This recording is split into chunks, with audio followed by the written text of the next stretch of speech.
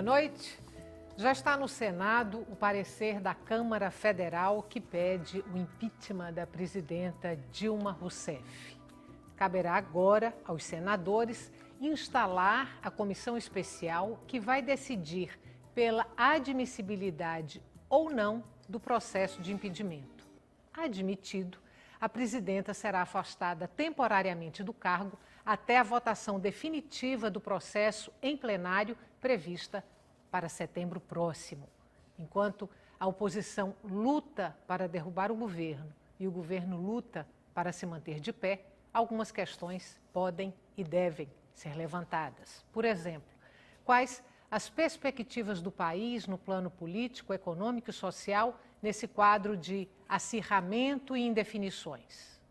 Participam do Opinião Pernambuco Felipe Ferreira Lima, advogado e diretor do Instituto Egídio Ferreira Lima, Juliano Domingues, jornalista e cientista político, e Natanael Sarmento, professor de Direito e advogado, também com formação em História. Boa noite. Boa noite. Boa noite. Gratíssima pela presença de vocês hoje Obrigado. aqui no Opinião Pernambuco.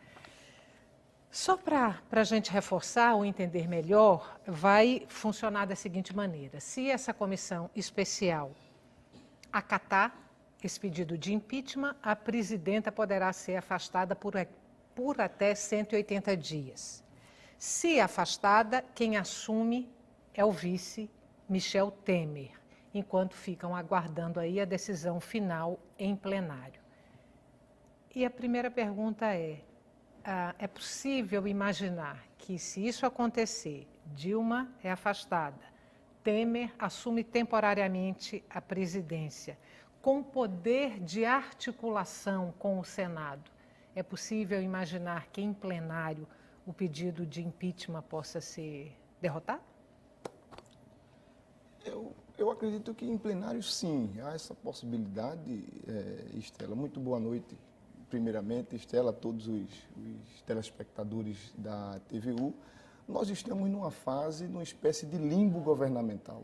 Né? Enquanto essa questão do impeachment não se resolve, não chega até lá, o governo, de um lado, está tentando puxar um pouco a questão da vitimização e tentar, de uma forma ou de outra, dentro do Senado, alguma estratégia, mesmo com todas as dificuldades, para barrar um pouco a proposta, o pedido, e a oposição, por um lado, está tentando reafirmar a posição, e o Temer, em paralelo, vendo essa perspectiva de poder, tentando interferir, aí já formando um governo paralelo, né, para interferir diretamente nessa votação que teremos aí no impeachment. Com esse, digamos, poder de articulação que ele teria se sentado na cadeira da presidência, você acha possível que sim, o pedido de impeachment ser barrado em plenário? Boa noite, Estela. Boa noite a todos. Possível embora pareça pouco provável, por dois aspectos principalmente, na minha leitura. O primeiro, porque a decisão da Câmara tende a influenciar o comportamento dos senadores.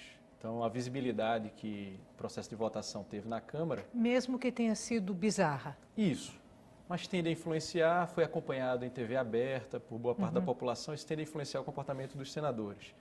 É possível dizer que no Senado os senadores tenham um comportamento um pouco mais ponderado, menos espetacular, digamos assim? Sim, é possível. Mas, ao mesmo tempo, se a gente observar uma característica que é a disciplina dos partidos, é possível observar que na Câmara Federal foram disciplinados, digamos assim, por um lado, o PT, o PCdoB e o PSOL, que votaram fechado contra o processo, e, por outro lado, o DEM e o PSDB, que votaram também fechado a favor do processo. Em todos os outros partidos houve dissidência, algum grau de dissidência.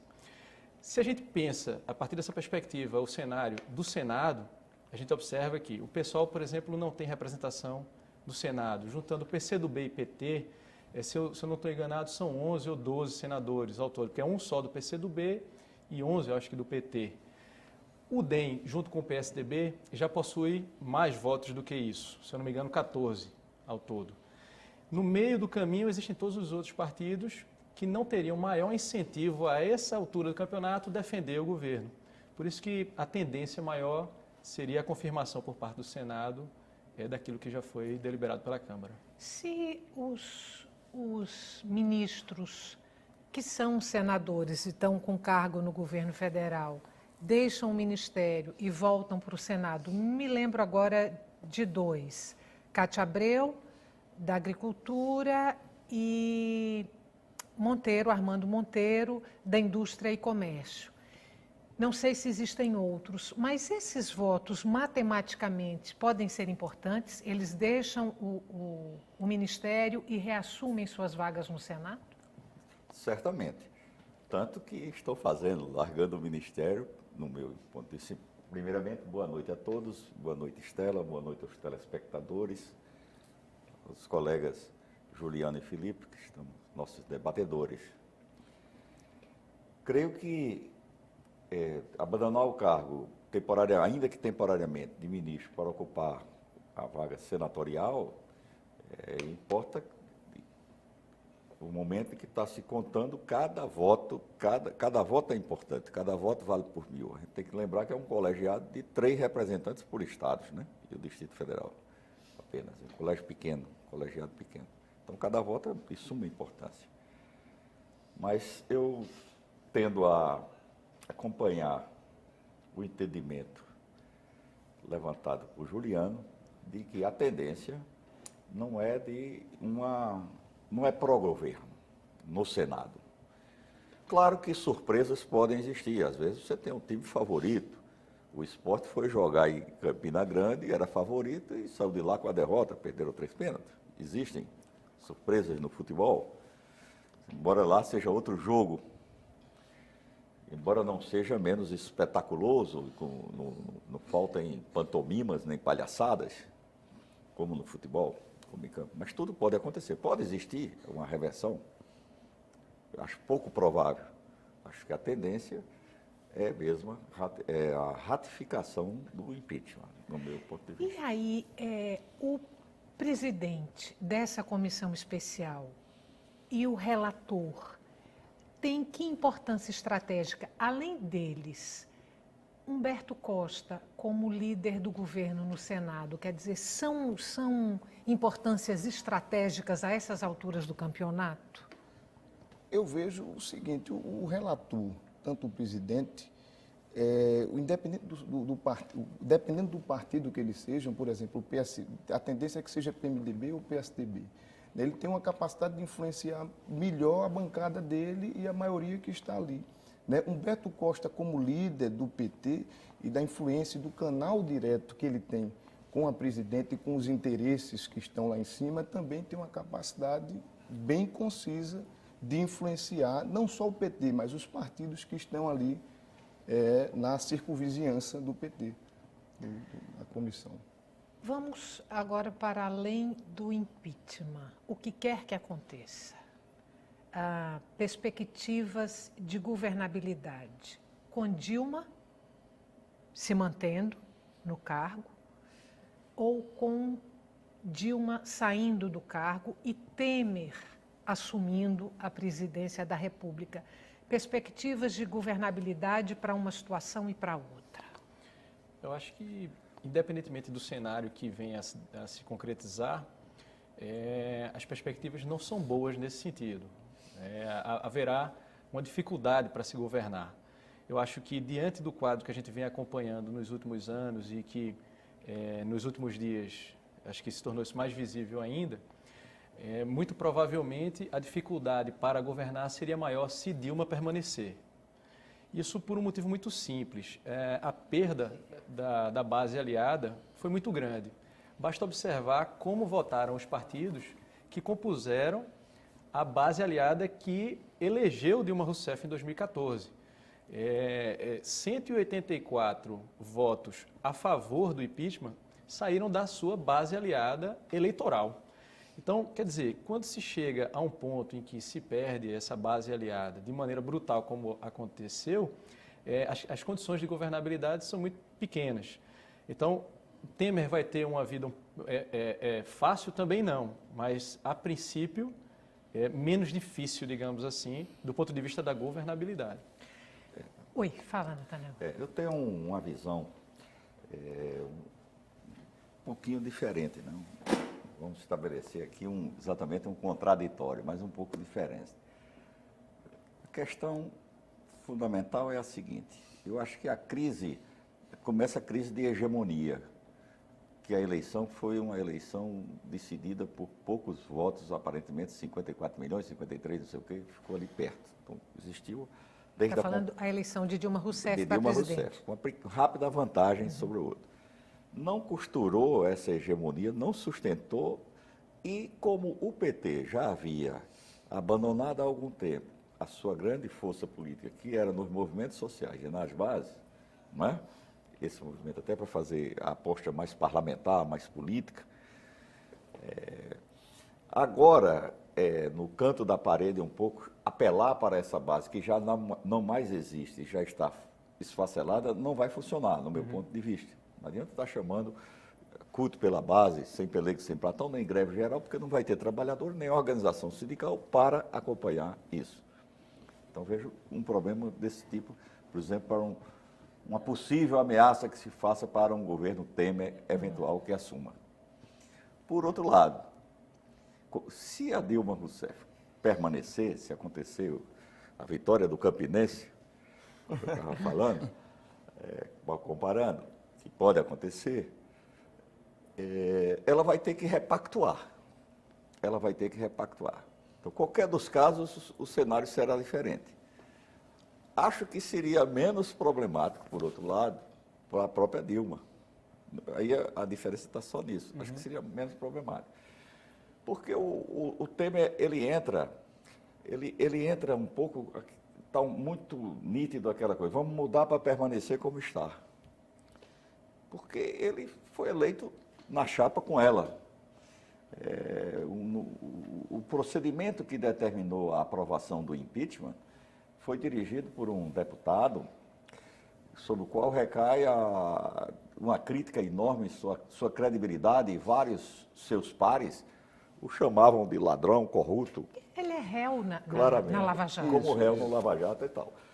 Então, o problema da crise que há, a crise central, que é a crise da representatividade, crise de representatividade, onde os brasileiros não se sentem representados, na sua imensa maioria, por aqueles que estavam lá, tá certo? Se for fazer uma pesquisa hoje no nacional sobre como os brasileiros se sentem diante da sua representação parlamentar, acho que, por mais que se fale do baixo nível cultural do brasileiro, mas vai ter uma rejeição enorme pelo comportamento, pelas atitudes, pela falta de política, quando estava se discutindo política. Ali era eu comparei com o futebol, não foi por acaso, porque ali estava a política com a ausência da política. Não se discutia, era a favor ou contra, como um time de futebol. Você é náutico, eu sou esporte. Você é pró-impeachment, desculpe, eu sou contra. E mais nada. Argumento pelo meu pai, pela minha mãe, pelo meu filho, pela minha babá, pela minha tia, que me criou quando eu era pequenininho. Não se falava em política econômica, não se falava em política industrial, em política agrária, não se falava na matança dos índios. Quer dizer, o Brasil, esse país complexo, pluralista, com grandes contradições, com suas grandes contradições, seus 200 milhões, com 20 milhões de gente mergulhadas na miséria, não é? Então você agora bota um governo Temer e vamos ter uma o mercado vai se acalmar, o dólar vai subir e os nossos problemas vão se acabar. Isso é piada. Deixa eu trazer então uma coisa para vocês que está aí nesse contexto. Foi divulgado o resultado de uma pesquisa Vox Populi, que foi encomendada pela CUT, que foi feita poucos dias antes da votação na Câmara pelo impeachment. O primeiro ponto que eu quero trazer é em relação ao impeachment. Dos entrevistados, 57% disseram que sim, que eram a favor do impeachment. 40% eram contra o impeachment. E o que sobrou desses 40% não sabia opinar. A primeira pergunta é se essa margem estreita de diferença entre pró e contra não é uma margem muito temerária para você decretar o impeachment de uma presidenta eleita pelo voto direto. Primeira coisa. A segunda, essa mesma pesquisa dos entrevistados que diziam conhecer Temer, 5% o avaliaram positivamente e 61% o avaliaram negativamente. Juntando uma coisa com a outra, não tem um barril de pólvora aí, esperando o povo brasileiro, esperando a nação brasileira? Eu acho que aí eu volto à questão central do impeachment, a razão pela qual, a base legal do impeachment, né? Ela gera uma dificuldade grande para o cidadão médio e menos instruído entender. Então, isso faz com que influencie em pesquisas como essas. Então, eu acredito que o resultado ele é um pouco fragilizado em razão dessa questão do cidadão entender a razão pela qual o impeachment, as pedaladas fiscais, o conceito de pedaladas fiscais, o que aquilo ali acontece, né? Para um cidadão de médio nível ou de um nível de instrução menor, entender aqueles conceitos fica um pouco...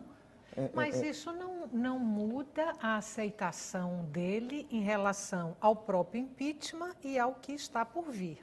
Mesmo que ele não entenda o processo e as razões do impeachment nas suas particularidades. Quer dizer, essas pessoas continuarão sendo contra ou a favor, numa margem muito pequena, e 5% avaliam Temer positivamente, 61% avaliam negativamente. Eu acho que de certa forma, esses dados refletem aquilo que o professor Nathanael destacou, ressaltando os resultados das últimas eleições. Ao mesmo tempo, tem um outro aspecto aí que acho que vale a pena ser ressaltado. Pesquisas de opinião. A gente vai para o intervalo? Vai, eu vou. Desculpa, no próximo bloco você okay. Responde a questão, combinado, tá bom? Tá. Nosso intervalo é curtinho, a gente volta daqui a pouco para continuar essa conversa.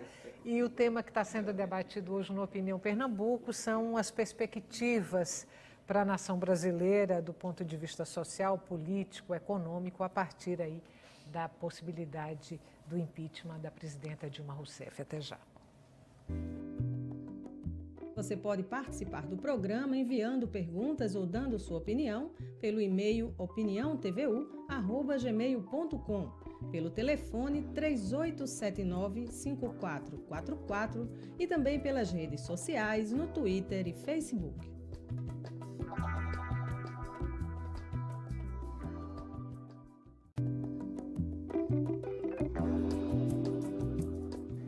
Estamos de volta. A Opinião Pernambuco discute hoje o quadro político brasileiro e suas perspectivas para um futuro próximo a partir da decisão do Senado sobre o processo de impeachment da presidenta Dilma Rousseff. Participam Felipe Ferreira Lima, advogado e diretor do Instituto Egídio Ferreira Lima, Juliano Domingues, jornalista e cientista político, e ainda Nathanael Sarmento, professor de Direito e advogado, e também com formação em História. Juliana, eu lhe interrompi no bloco anterior e o ponto que estava sendo discutido era a confiança do eleitorado em relação a Michel Temer como presidente da República. Isso, uma série de pesquisas, Estela, que historicamente são feitas já há algum tempo no Brasil, apontam que, de uma maneira geral, o eleitor ele não confia nas instituições. Isso, do ponto de vista do funcionamento das nossas instituições democráticas, é muito ruim para a qualidade da nossa democracia. Confiança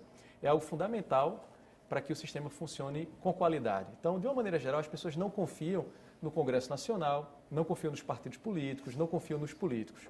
Isso, aparentemente, tem se agravado nos últimos anos. Esse é um aspecto. Então, quando se fala sobre crise de representação, isso também faz parte desse cenário, que não é uma característica somente do sistema brasileiro. Isso é um fenômeno que tem acontecido no mundo ocidental como um todo. Isso é um aspecto. O outro que eu destacaria também é o seguinte: de uma maneira geral, o eleitor tende a atribuir uma queda na sua qualidade de vida ao governante da vez, sobretudo aquele do executivo. Então, normalmente prefeitos em alguma medida, pagam o pato, o governador e o presidente da República, porque tem mais visibilidade. Então, por mais que procure se ressaltar o papel do Congresso Nacional nisso tudo, é esperado que se acredite a culpa pelo que está acontecendo ao presidente da República, nesse caso específico, ao presidente da República. Então, isso acaba, de certa forma, também influenciando nessa percepção da população sobre o que pode acontecer daqui para frente. E, além disso, em alguma medida, eu acredito que o discurso do governo de que o que está acontecendo é um golpe contra a democracia, de que pessoas que respondem a processos estão julgando uma mulher digna e inocente, em alguma medida tem surtido efeito em parte da população. Eu acho que essas seriam variáveis que ajudariam a gente a compreender um pouco esses dados. Mas acredito, eu concordo, mas acredito que isso não vai definir a votação do Senado. Para mim é um jogo de cartas marcadas, aquilo no Senado. Você até fez a pergunta sobre o relator, sobre o líder do PT, que influência teria. Eu acredito que nessas alturas do campeonato a gente já está na prorrogação da segunda partida. O jogo já está jogado. Já está jogado. Entende, Estela? Eu entendo que é um jogo de cartas marcadas e que já está decidido. Que não há voto indeciso hoje no Senado. Quando eu digo os zebras podem ocorrer, mas muito mais difícil do que uma zebra no futebol. É isso, porque eu também destacaria, professor, se me permite, uma variável que é super importante nesse sentido, que é a expectativa de poder. Então, quer dizer, quando se percebe aqueles atores ali que são volúveis, né? Uma hora eram base aliada, a outra hora não são mais, a ideia de que a ocasião faz o aliado. Então, quando se percebe certa movimentação e uma expectativa de se ter um benefício maior no futuro governo, que seria no governo Temer, e o noticiário aponta isso, né? Quer dizer, já se discute nomes para ministério, reunião de Temer com determinadas lideranças. Isso também serve de incentivo para abandonar o barco e já apostar num governo futuro. A gente não precisa ir longe. O vice, que será o virtual presidente, foi eleito em função da eleição da presidente, da chapa casada. Quer dizer, Porque também o eleitor não pode votar separadamente. não pode votar separadamente. É o sistema que deveria ser alterado, não foi? É. Deveria ser modificado. Sistema político, o PT teve 12 anos para fazer reforma política, não encaminhou nada, fazer nenhuma proposta, nem reforma eleitoral. Quando se discute reforma política eleitoral, é financiamento de campanha, financiamento público e tal. Reforma política é algo muito mais sério, a questão do poder, como é que ele vai ser exercido, como é que ele vai ser controlado. Então, o PT, que tivesse uma perspectiva histórica, as direções, os dirigentes do PT, eu acho que se cometeram algum ilícito, algum estelionato muito maior do que eventuais caixadores e tal, e prejuízo para a nação, foi a não realização, ao longo desses 12 anos, de uma reforma política que fosse capaz de evitar essas distorções, ou minimizar essas distorções, aproximar e oferecer condições de controle democráticos e de participação da sociedade brasileira na esfera de poder. Oi, O que, Felipe. na verdade, se viu, ao meu ver, foi uma potencialização desses 12 anos aí do PT, das figuras partidárias, muito mais em prol do partido e daqueles que fazem o partido e do projeto de poder, do que da sistemática de poder, da Constituição, de você fazer novos projetos, de estar ali pensando no governo para frente. Eu vi muito mais um projeto que se alimentou com o tempo e, no fim das contas, viu que atrás podia ter construído uma coisa muito mais concisa. Agora, O vice saiu apontado como traidor, não, nessa perspectiva, o traidor foi eleito. O outro, numa outra perspectiva, não, porque em política é aliança, essa política como é feita é com base de alianças. Nossos partidos não têm programática, as pessoas mudam de partido como mudam de camisa, etc. Bom, aí sai o sujeito do ministério, abandona o ministério para votar e vota contra a presidência, como houve o da aviação, que eu não sei nem o nome dele, nem quero gravar. Quer dizer, é o cúmulo. Você vê uma situação, eu digo, a fragilidade que está a base governamental. O sujeito abandona o ministério para ir votar e, na hora de votar, vota contra, alegando que está numa fidelidade partidária. Isso é a apoteose da hipocrisia, né? deixa eu trazer uma outra questão para vocês. A gente falou da pesquisa ainda em relação às perspectivas de um possível governo Temer. São duas questões que eu quero trazer aqui para vocês. A primeira, Depois dessa mobilização toda da população brasileira e com o discurso da anticorrupção, você vai ter na presidência da República uma pessoa que chega sob suspeição. Ele está sob suspeita, Processado. né, acusado de corrupção. Essa é uma pergunta em relação a ele. A segunda pergunta é, dá para imaginar como é que vai ser aí a relação movimentos sociais com Michel Temer? Eu vejo o seguinte, esse é mais um motivo de dificuldade que Michel Temer vai ter para enfrentar no governo, dentre outras tantas, de economia e para levar o governo à frente. Essa desconfiança da população perante o governo vai valer muito, principalmente do lado dos movimentos sociais, que em sua maioria estão com o governo atual e contra um possível governo de Temer. Sobre o aspecto da corrupção, Estela, eu diria o seguinte: lamentavelmente, o combate à corrupção ou a intolerância em relação à corrupção não tende a ser um valor internalizado nosso, do brasileiro. Ou seja, você tende a apoiar, votar ou não votar por outros motivos, não necessariamente o sujeito ser corrupto ou não. Prova disso é a lei da ficha limpa, que protege o eleitor dele mesmo. Então, de uma maneira geral, ser corrupto ou não tende a pesar tanto assim no comportamento do eleitor, lamentavelmente. No final do ano passado, o Datafolha divulgou uma pesquisa, que é uma pesquisa divulgada desde a década de 90, regularmente, em que se pergunta ao brasileiro qual o maior problema do Brasil. Pela primeira vez, desde que a pesquisa é realizada desde a década de 90, corrupção apareceu como primeiro item como resposta. 34% dos brasileiros disseram que o maior problema do país é a corrupção. Então, assim, a gente poderia pensar, ora, finalmente o brasileiro acordou, o problema do país é a corrupção, ou será que agora as pessoas apontam corrupção porque há 2 anos, todos os dias, consumimos notícias apontando a corrupção como um grande problema? Então, é importante a gente ter isso em mente, porque se outras variáveis interferem no cenário, como, por exemplo, mudanças relativamente significativas na economia, que tendem a melhorar a qualidade de vida do sujeito, se o governo é corrupto ou não, isso passa a ser uma questão secundária. O combate à corrupção normalmente é utilizado como discurso político de maneira instrumental, e a depender da conjuntura. Então, se você é minha adversária, eu utilizo esse discurso contra você.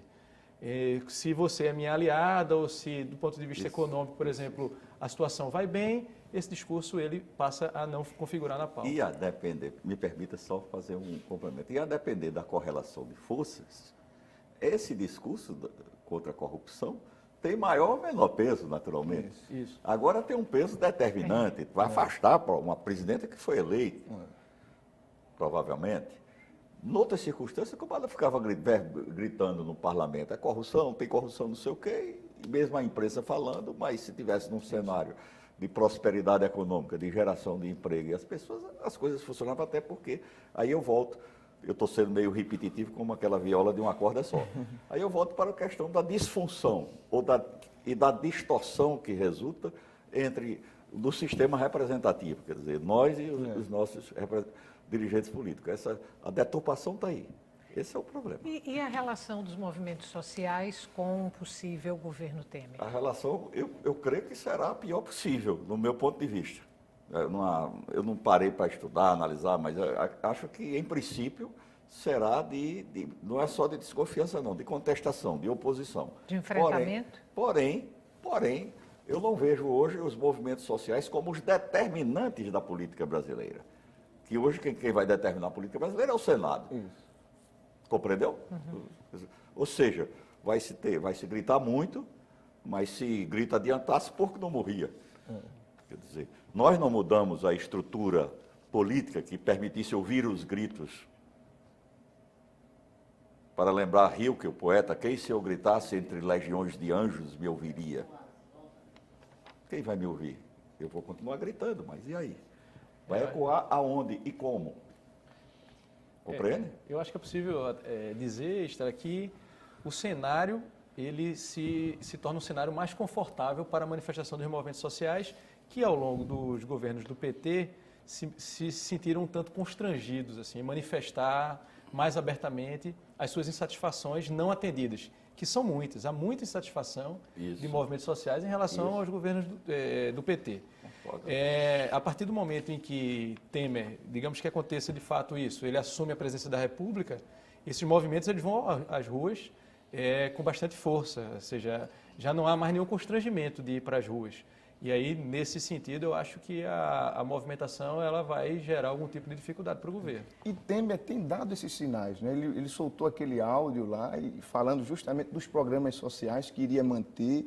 Ele quer, ao meu ver, dar uma aliviada para entrar já medida com preventiva, exatamente, né? Já com esse... Aquele improviso de Odorico Paraguaçu. Exatamente. Né? Foi o improviso que ele disse, nós estamos preparando o improviso de Odorico Paraguaçu. Para já entrar com esse respaldo. E o seguinte, um fato importante é que o PMDB, depois de décadas como coadjuvante importante, vamos dizer assim, coadjuvante que sempre estava no poder, vai entrar com o desafio de desfazer aquela imagem fisiológica, aquela imagem de partido que sempre está ali, mas nunca está próximo dos movimentos sociais.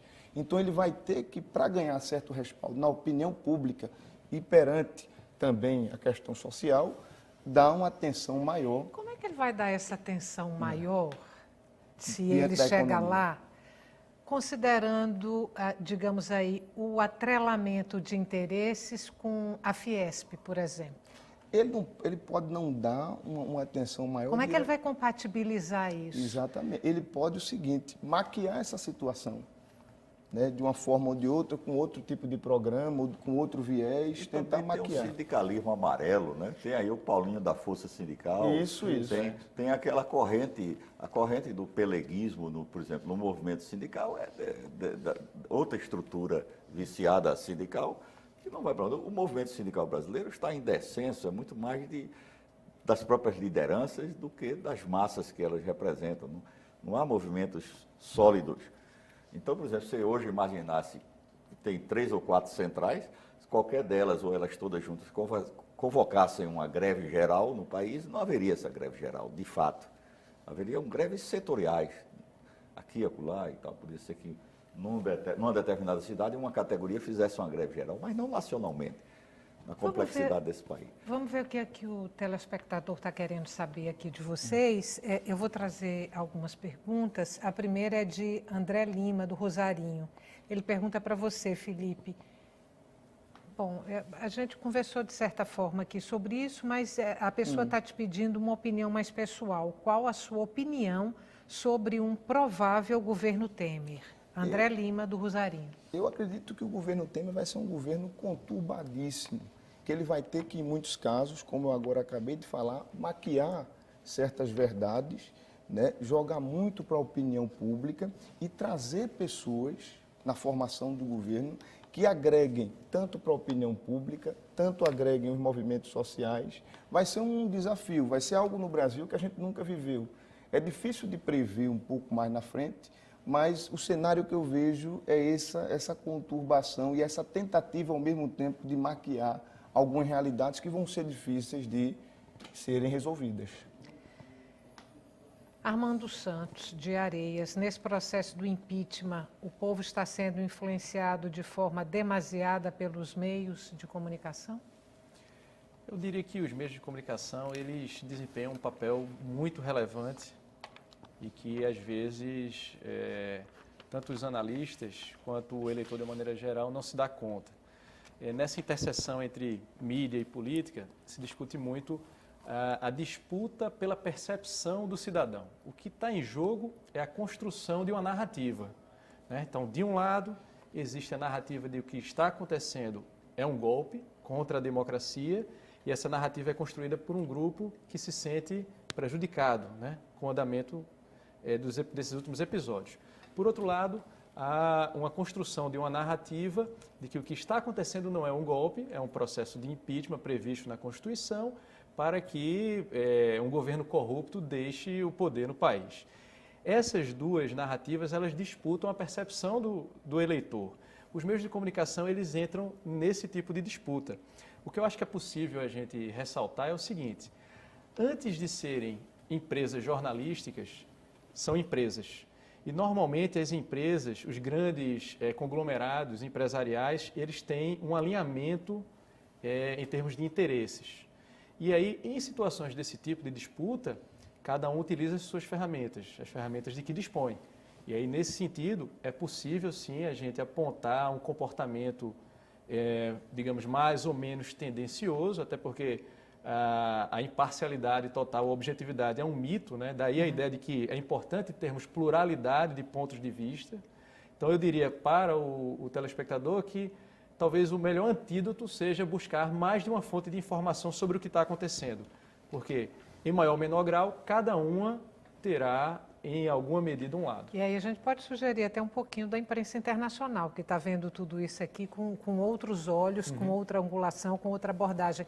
Mais um intervalo curtinho, a gente volta daqui a pouco para continuar essa conversa. Até já. Você pode participar do programa enviando perguntas ou dando sua opinião pelo e-mail opiniãotvu@gmail.com, pelo telefone 3879-5444 e também pelas redes sociais no Twitter e Facebook.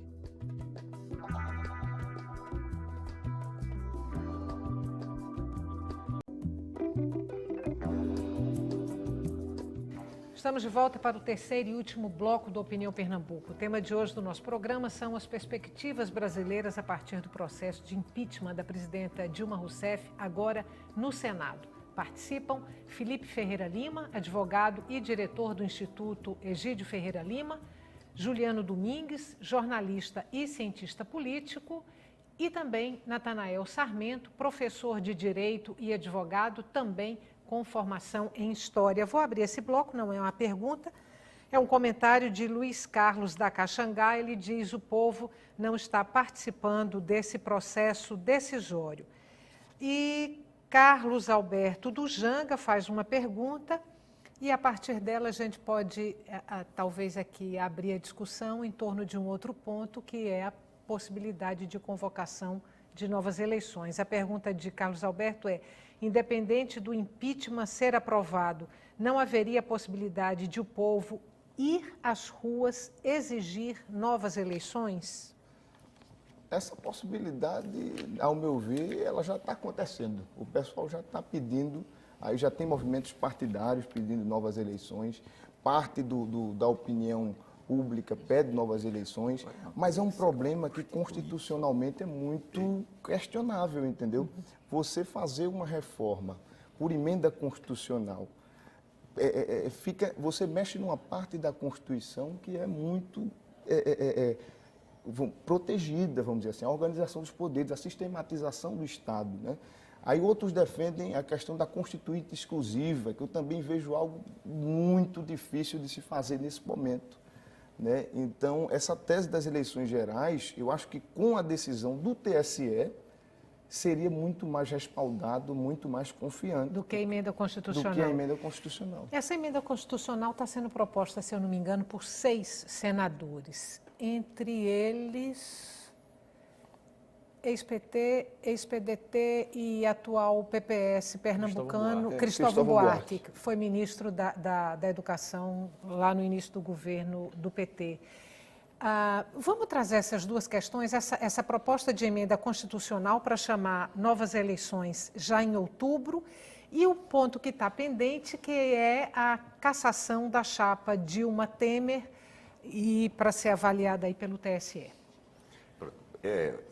Na minha opinião, se o Tribunal Superior Eleitoral decidir pela anulação das eleições em virtude da presença da constatação de provas de Caixa 2, etc., e todos sabem que houve, se houve para a eleição de Dilma, houve para de Temer, se o Caixa 2 para um foi para outro e passar, seria um caminho menos traumático, porque se convocaria eleições normais e aí ia se tentar, talvez, se quisessem aperfeiçoar o sistema, que eu não creio que neste clima ninguém, no clima do Congresso do Tiririca e do Bolsonaro, eu não creio que ninguém queira aperfeiçoar sistema político nenhum no momento. Então existirão outras eleições e tal, menos traumáticas. Concordo que uma emenda constitucional neste momento é praticamente inviável. Mas nada, a história é impossível. Até o próprio Estado ele pode desaparecer. E quem pode fazer isso são os atores sociais. Vejam, o que é que eu estou dizendo? Eu estou dizendo, nós estamos falando de povo na rua, movimentos sociais. Eu não creio, eu não vejo esta mobilidade nem esta organização social. Mas a história nos surpreende, né? Você teve, por exemplo, a queda do Muro de Berlim e tinha gente lá do outro lado, por exemplo, na Berlim Oriental, comemorando as vitórias do realismo socialista, achando que estava às mil maravilhas. Então, às vezes, o tempo histórico ele tem uma dinâmica própria e pode mudar. E aí não tem cientista político, no meu ponto de vista, nem jornalista, nem professor de direito, nem de nada que possa dizer, nem bola de cristal, os rumos da história. Eu destacaria... Às vezes, só para concluir, Juliano, 10 dias podem abalar o mundo. Então, povo nas ruas pode ter constituinte sim, pode ter até mais coisas. Eleição, pouco provável. O melhor, no meu ponto de vista, e mais saudável, seria se anulasse toda a chapa e se convocasse eleições. Acho que seria a forma menos traumática nesse processo, e aí quem fosse eleito teria mais legitimidade para começar a arrumar a casa do que este caminhão do jeito que está sendo arrumado a partir de Michel Temer aqui agora, montar um governo com o PSDB e tal, papapá. Eu acho complicado.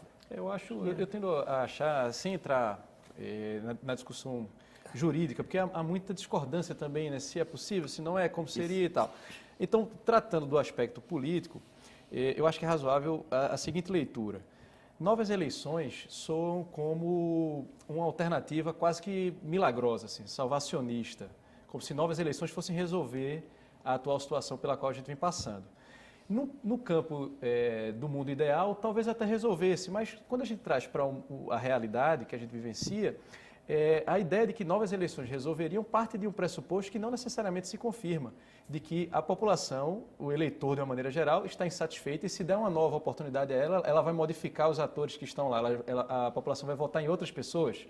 Veja, a legislatura que a gente está vivenciando hoje é uma legislatura resultado dos protestos de 2013, quando se alimentou uma grande expectativa em relação à renovação do Congresso Nacional.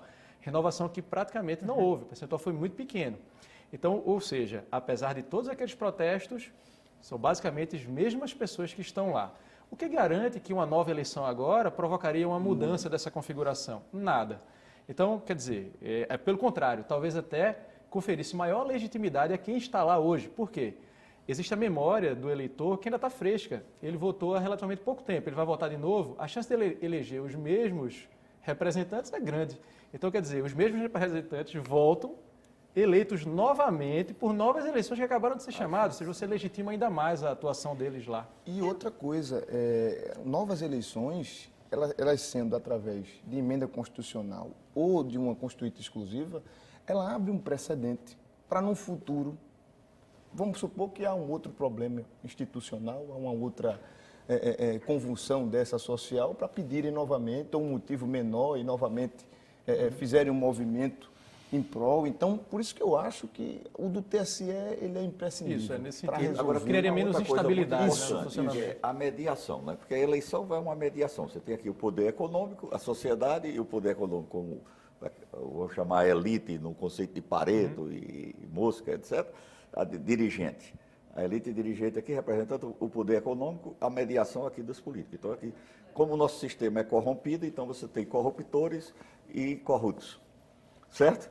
Diante desta crise agora, se convoca novas eleições, então os corruptores não vão precisar dos mediadores, terão que ser eles mesmos. Então, o Marcelo Odebrecht, que hoje está preso porque corrompeu, deu dinheiro para não sei o que, fulano e beltrano, já não precisaria, porque ele próprio seria candidato ou alguém do seu próprio grupo diretamente.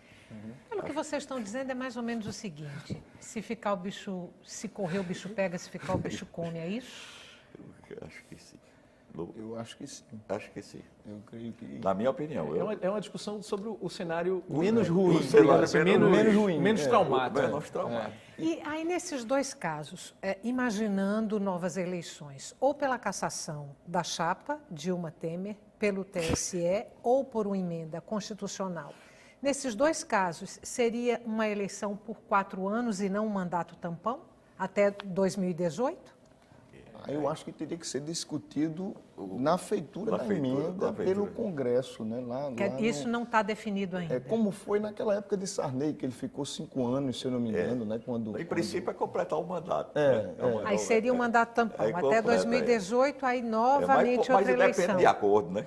Independe. Mas aí depende, né? Depende Aí depende do acordo. E aí o que acontece? Acho que também é importante a gente ressaltar que nunca, muito provavelmente, né, nunca o PMDB teve tanta noção do seu peso no jogo eleitoral. Quer dizer, para se fazer qualquer acordo dessa natureza, você vai precisar conversar com quem está prestes a assumir o controle total do país, ou seja, na Câmara, no Senado e na presidência da República. E vai ter que beijar a mão de Sarney, de Eduardo Cunha, de Renan Calheiros, de Jader Barbalho, né? E de todos os homens probos desta República que, em nome da probidade e da administração, está fazendo o impeachment. É uma linha sucessória difícil. Tem uma visão otimista de um futuro, se não pelo oba-oba, muitas vezes aí eu acho que conduzido por... É claro que existem as mídias representam interesses, são empresas antes e tal, mas tem alguns que são monopolistas, que têm praticamente o controle da comunicação no país. Né? Mas aí, viu, professor, eu também apesar destacaria... da diversidade e tal. Para a gente não ficar tão pessimista, digamos assim, né? Sim. Eu destacaria o seguinte, eu acho que é possível a gente entender esse atual momento do ponto de vista pedagógico, digamos assim. Eu acho que hoje, em vários ambientes, tem se discutido política. Eu acho que há uma repercussão da votação de domingo. Então, eu acho que, nesse sentido... o eleitor acompanhando numa transmissão em TV aberta, em rede nacional, o que aconteceu domingo, o comportamento dos parlamentares, isso pode vir a surtir um efeito. Logicamente que isso não acontece do dia para a noite, mas eu acho que há um processo pedagógico nesse Nada sentido. como um otimista do lado. E eu acho sensacional a ideia, até porque o momento da crise, ela tem esse aspecto positivo. Exato. O momento da crise é um momento de trazer mais gente para discutir política. Mais gente para discutir política. Tanto vai trazer os hidrofóbicos do Bolsonaro, dizendo é isso mesmo, Bolsonaro para presidente, etc. O outro vou dizer assim, não, eu também cuspiria, que é o Bolsonaro do outro lado. Convenhamos, não pode ser por aí, o espaço da política, quer dizer, você cria um parlamento para ser um lugar de parlamentar, de debater, e não nem de fazer apologia para um crime hediondo de tortura, de assassinos, de um regime criminoso, que foi o regime militar. Como fez, no meu entendimento, o parlamentar cometeu um crime, fazendo apologia do crime, infringiu o Código Penal, como o outro que foi lá e deu uma cusparada na cara do outro e tal, ou mesmo o Eduardo Cunha, que foi muitas vezes chamado de ladrão, e por mais que eu acho que ele seja isso, eu ali presente não vou estar dizendo, porque ali é um parlamento, há uma liturgia no funcionamento das coisas, do debate. E só para concluir, então eu acho que vai também concluindo, tem pessoas que estão discutindo política, jovens discutindo política. Isso é o lado positivo, Juliano, você está coberto em razão. Nesse aspecto, vamos pensar positivamente com a história, né? O que podemos mudar, o que é que pode vir de melhor. E outro fato importante desse questionamento bastante pertinente, Juliano, sobre a questão pedagógica, é que esse ano nós temos eleição municipal, né, para prefeito e para vereador. Quem sabe essa questão do pedagógica não vai repercutir na visão do eleitorado, né, para essas eleições, né? Essa crise ideológica, vamos dizer assim, será que vai criar para o eleitor municipal até uma nova visão de quem trazer uma renovação? Isso é importante. E a importância do legislativo, quer dizer, quando a gente tem as eleições e o eleitor vota para prefeito e vereador, governador e deputado, e presidente da República, o eleitor tende a dar pouca visibilidade ao legislativo, ele visualiza muito mais a disputa do executivo. Então, quer dizer, então se percebe, talvez, nesse momento, o peso que o legislativo tem nos rumos dos acontecimentos, né? Talvez o eleitor se torne um pouco mais atento ao legislativo, à eleição do legislativo. E eu diria um pouco mais, o peso que tem a figura do vice agora, também, né? Todo mundo vai olhar para o vice com outros olhos. Mas não vai poder votar separadamente. Não vai poder votar, mas vai saber que a conjuntura dali talvez é outra. Talvez o vice, quem é o vice, influencie para ele votar no cabeça. Uma última pergunta em 1 minuto para quem for responder. Vamos imaginar que não sejam convocadas novas eleições. Como é que chegam os partidos em 2018? 1 minuto para quem for responder. Acho que os partidos eles vão chegar bastante divididos, como se expressou, como se manifestou na votação da Câmara. Não é? Salvo PT, PSOL, PCdoB, e DEM e PSDB. DEM e PSDB, que mantiveram um mínimo de unidade, porque fecharam questão. O que se viu foi uma debandada, defecções, votos diferentes.